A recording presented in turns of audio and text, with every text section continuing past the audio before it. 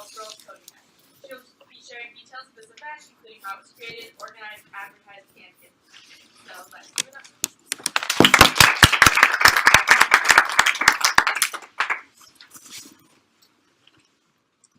Hi everybody, how are you? Good. Great. So my name is Chris, and I am asked to share a little bit with you about how we implemented a Girls Coding Night event for girls and interns.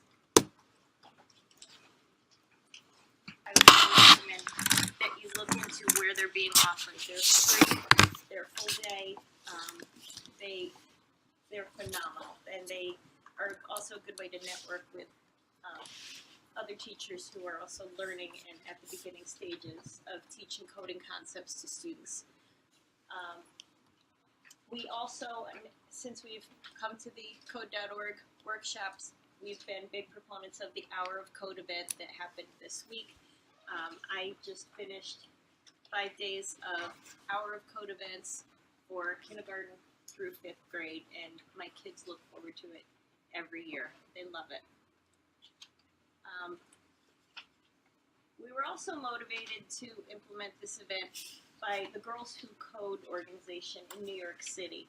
It was founded by Reshma Sajani in 2012, and it teaches high school girls computing skills and has inspired over 1,500 Girls Who Code clubs across America. They aim to reach 1 million girls by 2020. Another point of motivation for creating this event was in our Connecticut Teacher Evaluation Plan, we have a teacher-parent engagement goal that we needed to fulfill. And so we thought that this would be a fun and engaging way to get parents into the school system to do something curriculum-related and motivating. So some obstacles that we faced when we were implementing this was scheduling, because the school buildings have a lot of things going on at nighttime. We have sports practices, and we have musical rehearsals and things competing for our time.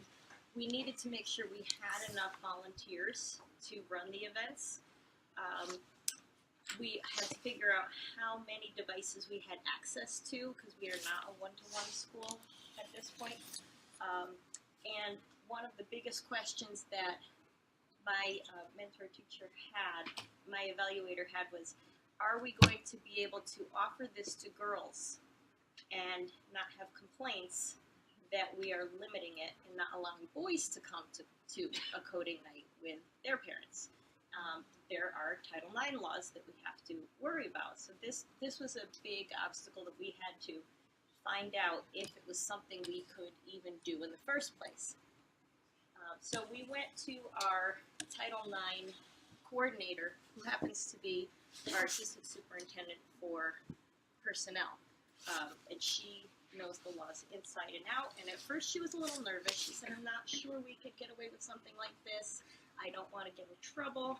I don't want to be seen as discriminating against anyone.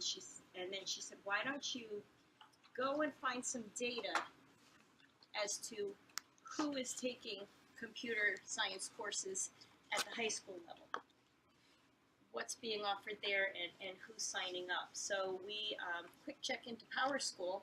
It turns out in both of our high schools in Wallingford, our computer science courses are about 25% girls and 75% boys.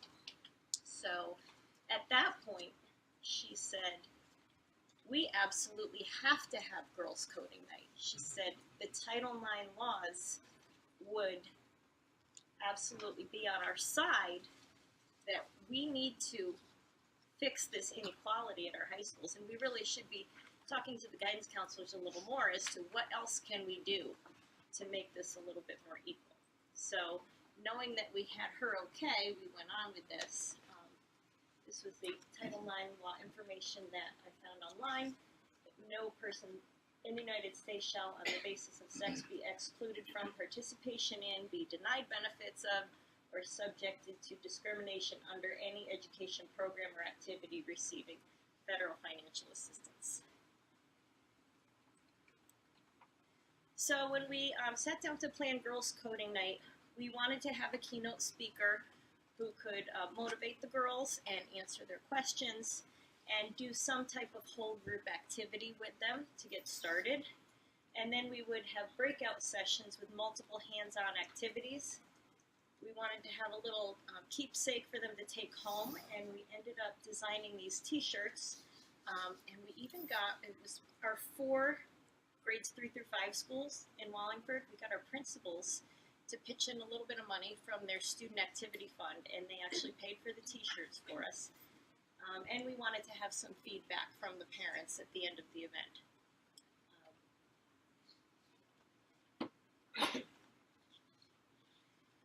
So before the event happened, we sent paper flyers home to the girls and also sent home an email blast. We collected the RSVPs both ways, through a Google form and through the paper flyers. The first year, 2016, we got 38 girls to sign up with a mom, a dad, or another adult to come to our girls' coding night. And what grade level was this? This is grades 3, 4, and 5. And I did have some boys saying, why can't I come? I want to come too. And I said, don't worry, we're going to be doing a whole unit of coding in the springtime right in the lab, so you're not going to be missing out on anything. So during the event, we had a flyer that had a link to every activity that we did, from the keynote speakers event all the way down to the breakout sessions, and also had a QR code so that the parents could go to a Google form and provide feedback, and the students could provide feedback for how they felt the event went. So for our first Girls Coding Night, we were lucky enough to have Emily Reed, the Director of Education for Girls Who Code. We really lucked out on this because Emily is a former Wallingford student. She worked in our IT department over the summers when she was in high school, and her mother still works with me in the Wallingford school system. She was wonderfully motivating, she was engaging, she was very inspirational, and everybody just had a very good time listening to her and how she came to be a computer science major and where she went with it from there to the Girls Who Code organization. She then led a large group Scratch activity on a screen such as these in a cafeteria in one of the schools in our school system. And then we broke out into different teacher-led breakout sessions. In one room we had Ozobots, which is actually the one I have the least experience with. It's the only one I would not be able to answer any questions on. We had Spiros in the hallway. We actually made shower curtain Spiro mazes that the girls navigated in the hallway, the little round robots, navigating them with their iPads to get through the maze. We had multiple rooms that had Chromebooks and iPad apps, such as Scratch activities, Code Monkey's website, Tinker's website, and also code.org, which I know a lot of you have been learning about this morning.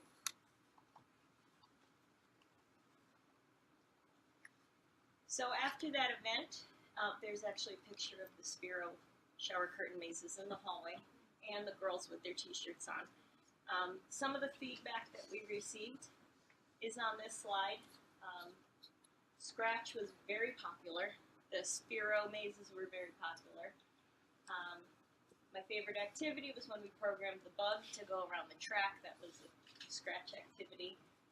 I enjoyed Scratch, Tinker, and the little robots with the tape and markers. I can't choose a favorite. I believe the tape and the markers were the Ozobots.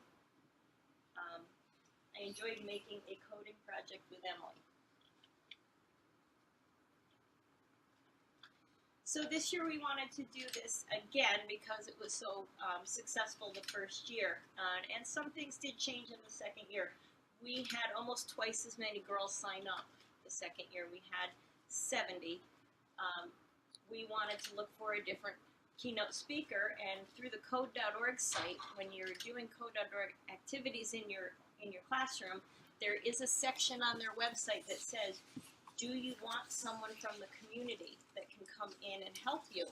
And so we went straight to that site and got connected with Annie and asked her if she would be interested in being our keynote speaker this year. And not only did she come, but she brought 4 other friends from Code Haven. And so we had 5 amazing keynote speakers. They were all fabulous. Our girls loved them. They all were able to answer our girls' questions, and they demonstrated their gift wrapping activity. That was their large group activity this year, so that was very well received. And instead of t-shirts, this year we decided to make binary bracelets. So we were teaching a little bit about binary code with the letters of the alphabet, and we had different colored beads, and we had the string all pre-cut, and we had baskets, and so that was the take-home for them this year, was that they got their initials in binary on a bracelet. And then we had fewer breakout sessions this year because we had fewer volunteers. Some of our para-educators were cut from our budget this year, and so we didn't have as many people available at night, so we did not have the robot activities that we had last year. But we had 2 different iPad activities going on, Tinker and Lightbot, and we had 2 Chromebook activities, Scratch and Code Monkey. So other than the fact that we had fewer activities, it was another very successful girls' coding night this year. So I'm trying to be brief because I know it's starting to snow very hard, but I have some pictures from both years. This was on the bottom, this was this year. More people involved. And there's the gift wrapping activity that they were doing for the girls.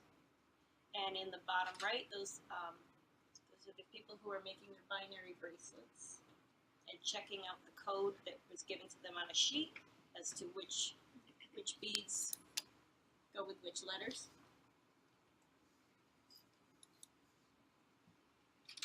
And then we have some of the girls in action on their Chromebooks and their iPads. So that's a very quick description of how we got this to work and successes that we had. If you need any more details or want to contact me for any other reason, my email is Waldron, Waldron, @wallingfordschools.org. Thank you very much.